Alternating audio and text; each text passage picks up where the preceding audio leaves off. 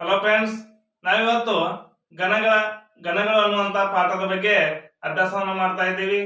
ಈಗಾಗಲೇ ಈ ಗಣಗಳು ಪಾಠದ ಮೇಲೆ ಹಲವಾರು ವಿಡಿಯೋಗಳನ್ನ ಮಾಡಿದ್ದೇವೆ. ಹೌದು, ಗಣಗಳು, ಗಣದ ವಿಧಗಳು ಮತ್ತು ಗಣಗಳಲ್ಲಿ ಬರುವಂತಹ ಗಣದ ಗಣಾಂಶಗಳ ಬಗ್ಗೆ ಮತ್ತು ಗಣದ ಗುಣಲಕ್ಷಣಗಳು ಮತ್ತು ಡಿ ಮಾರ್ಗನ್ನ ನಿಯಮಗಳ ಬಗ್ಗೆ ನಾವು ಅಭ್ಯಾಸವನ್ನ ಮಾಡಿದ್ದೇವೆ.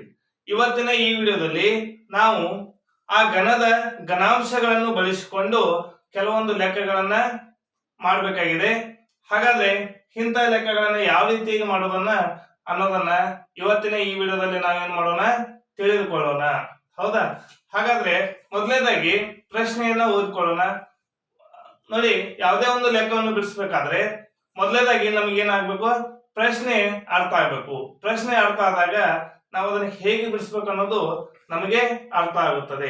ಹೌದಾ? ನೋಡಿ, ಮೊದಲನೇದಾಗಿ ಪ್ರಶ್ನೆಯನ್ನ ಓದ್ಕೊಳ್ಳೋಣ. ಎ ಮತ್ತು ಬಿ ಗಣಗಳಾಗಿದ್ದು, ನೋಡಿ, ಎ ಅನ್ನುವಂಥದ್ದು ಮತ್ತು ಬಿ ಅನ್ನುವಂಥದ್ದು ಎರಡು ಗಣಗಳಾಗಿದ್ದಾವೆ. ಬಿ, ಎ ಸಂಯೋಗ ಬಿ, ಎ ಛೇದನ ಬಿ ಗಣಗಳ ಗಣಾಂಶಗಳ ಸಂಖ್ಯೆ ಕ್ರಮವಾಗಿ, ನೋಡಿ, ಬಿ ಗಣದ ಗಣಾಂಶಗಳು ಎಷ್ಟು? 30. ಹೌದಾ? ಎ ಸಂಯೋಗ ಬಿ ಇದರ ಗಣಾಂಶಗಳು 60. ಎ ಛೇದನ ಬಿ ಈ ಗಣದ ಗಣಾಂಶಗಳು 10 ಆಗಿದ್ದರೆ ಬಿ ಗಣದ, ಹೌದಾ, ಬಿ ಗಣ ಕೊಟ್ಟಿದ್ದಾರೆ. ಹೌದಾ? ಇದೇನಾಗಬೇಕು, ಎ ಗಣ ಆಗಬೇಕು. ಹೌದಾ? ನಾವು ಏನ್ ಮಾಡಬೇಕಾಗಿದೆ, ಎ ಗಣದ ಗಣಾಂಶಗಳ ಸಂಖ್ಯೆ ಎಷ್ಟು ಅನ್ನೋದನ್ನ ಇವತ್ತಿನ ಈ ವಿಡಿಯೋದಲ್ಲಿ ನಾವೇನ್ ಮಾಡೋಣ, ಕಂಡುಹಿಡಿಯೋಣ. ಹೌದಾ? ಹಾಗಾದ್ರೆ ನೋಡಿ, ಬಿ ಗಣದ ಗಣಾಂಶಗಳನ್ನ ಯಾವ ರೀತಿಯಾಗಿ ಬರ್ಕೋತೇವಿ? ಬಿ ಗಣದ ಗಣಾಂಶಗಳನ್ನ ಎನ್ ಆಫ್ ಬಿ ಯಾವ ರೀತಿಯಾಗಿ ಬರ್ಕೋತೇವೆ ಅಂದ್ರೆ, n of B is equal to ಎಷ್ಟಿದೆ? 30. ಎಷ್ಟಿದೆ? 30 ಇದೆ. ಬಿ ಗಣದ ಗಣಾಂಶಗಳ ಸಂಖ್ಯೆ 30. ಆಮೇಲೆ ಎ ಸಂಯೋಗ ಬಿ ಗಣಾಂಶಗಳ ಸಂಖ್ಯೆ ಎಷ್ಟು? 60.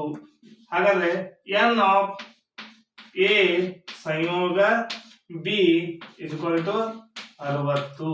ಆಮೇಲೆ ಎ ಛೇದನ ಬಿ ಇದರ ಒಂದು ಗಣಾಂಶಗಳ ಸಂಖ್ಯೆ ಎಷ್ಟು ಅಂತ ಕೇಳ್ತಾ ಇದ್ದಾರೆ.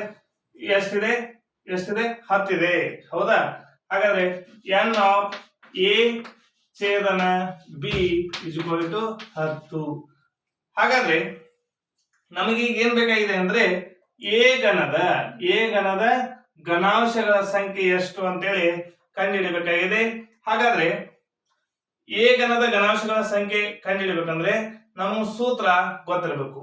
ಅದ್ಯಾವ್ದಂದ್ರೆ n of A plus n of B is equal to n of A ಸಂಯೋಗ B plus n of A ಛೇದನ ಬಿ.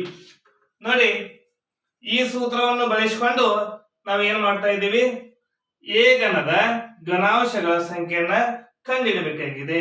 ಹಾಗಾದ್ರೆ ಎ ಗಣದ ಗಣಾಂಶಗಳ ಸಂಖ್ಯೆ ಅಂದ್ರೆ ಇಲ್ಲಿ ಯಾವ್ದು ಹೇಳ್ತಾ ಇದೆ? N of A. ಹಾಗಾದ್ರೆ ಎನ್ ಆಫ್ ಎ ನ ಕಂಡುಹಿಡಬೇಕಾಗಿದೆ. ಹಾಗಾದ್ರೆ ಎನ್ ಆಫ್ ಎ ಕಂಡುಹಿಡಿಯುವಂತ ಸೂತ್ರ ಯಾವುದು?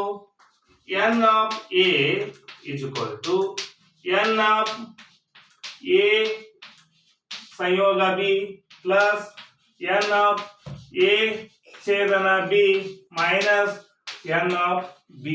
ಹೌದಾ? ಹಾಗಾದ್ರೆ ಎನ್ ಆಫ್ ಎ ಸಂಯೋಗ ಬಿ ಗೊತ್ತಿದೆ, ಎನ್ ಆಫ್ ಎ ಛೇದನ ಬಿ ಗೊತ್ತಿದೆ, ಎನ್ ಆಫ್ ಬಿ ಗೊತ್ತಿದೆ. ಇವುಗಳ ಬೆಲೆಗಳನ್ನ ನಾವೇನ್ ಮಾಡ್ಬಿಡೋಣ, ತುಂಬಿಬಿಡೋಣ. ಎಷ್ಟಿದೆ? 60 ಪ್ಲಸ್ 10 ಮೈನಸ್ 30. ಹೌದಾ? ನೋಡಿ, 60ಕ್ಕೆ 10 ಕೂಡಿಸಿದ್ರೆ 70 ಮೈನಸ್ 30. ಹಾಗಾದ್ರೆ ಎಷ್ಟಾಯ್ತು? 40. N of A is equal to ಎಷ್ಟಾಯ್ತು? 40. ಈ ವಿಡಿಯೋ ನಿಮ್ಗೆ ಇಷ್ಟ ಆಗಿದ್ರೆ ಲೈಕ್ ಮಾಡಿ, ಶೇರ್ ಮಾಡಿ, ಸಬ್ಸ್ಕ್ರೈಬ್ ಆಗಿರಿ. ಹೀಗೆ ನಮ್ಮೆಲ್ಲ ವಿಡಿಯೋಗಳನ್ನ ನೋಡ್ತಾ ಇರಿ. Thank you.